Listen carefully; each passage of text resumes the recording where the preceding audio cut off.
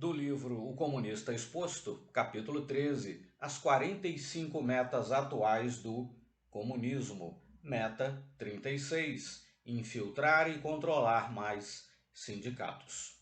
O conceito marxista de trabalhadores unidos está aos poucos caindo em desuso nos Estados Unidos. Muitos dos estados onde o jugo sindical foi rompido pelas leis de sindicalização opcional são atualmente mais prósperos do que aqueles onde os sindicatos dominam. Cada vez mais, indústrias e cidades controladas por sindicatos caem no abandono e vão à falência. Detroit, por exemplo, onde os sindicatos são fortíssimos, faliu em 2013 com dívidas somando 18,5 bilhões de dólares. O número de sindicalizados está decaindo.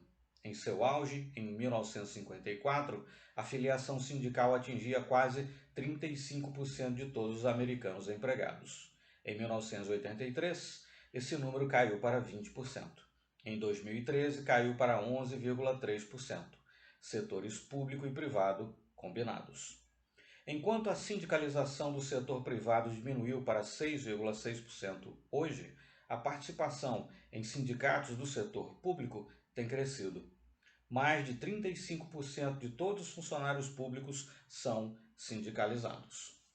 Como apontado na meta 32, funcionários públicos vivendo do trabalho dos contribuintes recebem em média mais do que trabalhadores do setor privado. E além disso, trabalham menos horas. Isso porque os sindicatos forçaram os órgãos públicos a pagar mais. Este é um exemplo de como o mercado é mais adequado que os sindicatos para se medir com maior precisão o valor e a remuneração. A intransigência e a radicalização de alguns sindicatos forçaram a falência de grandes organizações, Hostess, American Airlines, o município de Detroit e a indústria automobilística, entre outros. Remover o controle da propriedade privada dos proprietários e colocá-lo nas mãos de sindicatos, o proletariado de Marx, é um princípio fundamental do comunismo. Bom, ficando agora com os nossos comentários, né? Esse foi o texto do livro, conforme nós já mencionamos aqui em outros vídeos, né? Com excertos aqui desse livro. O livro foi escrito no final da década de 1950, né?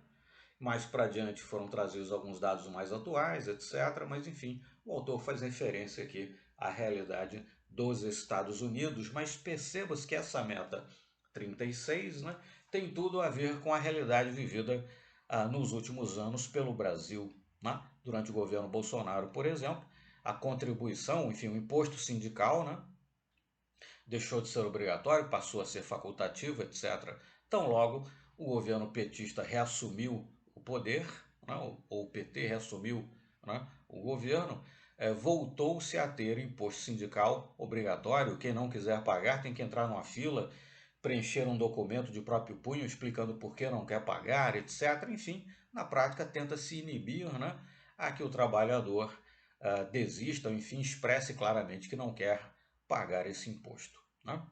Bom, então esse imposto voltou para municiar novamente, né, com finanças os sindicatos, que por sua vez terminam fazendo aquilo que os governos de esquerda desejam.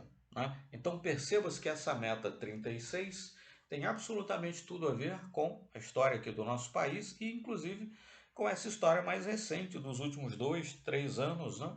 Focando aí nessa questão de contribuição, enfim, imposto sindical obrigatório, não obrigatório, né? Deixou de ser obrigatório, voltou a ser, enfim, né? Os sindicatos aí sendo utilizados para locupletar aí, né, os seus dirigentes, uma pequena massa ali de prósperas figuras, né, que na verdade atuam como pontas de lança, como prepostos dos interesses dos governos de esquerda e não efetivamente defendendo os interesses do trabalhador.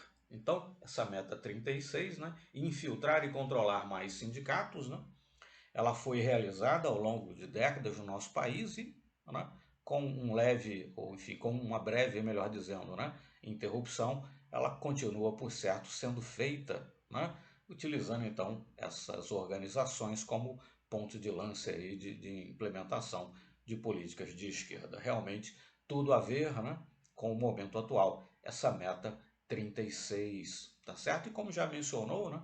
Mencionou em mais de uma oportunidade, mas enfim, há vídeos do professor Olavo de Carvalho mencionando justamente essa questão, né? Não basta você eleger um presidente da República, ou um prefeito, ou um governador, quer dizer, controlar determinadas instituições termina por ser muito mais importante no sentido de efetivamente assumir o poder, e os sindicatos, né? Nesse contexto, nesse sentido, por certo, tem um papel aí predominante, né, a desempenhar, tá certo? Muito obrigado então e até um próximo excerto aqui desse mesmo livro, até algum outro vídeo aqui no nosso canal. Muito obrigado.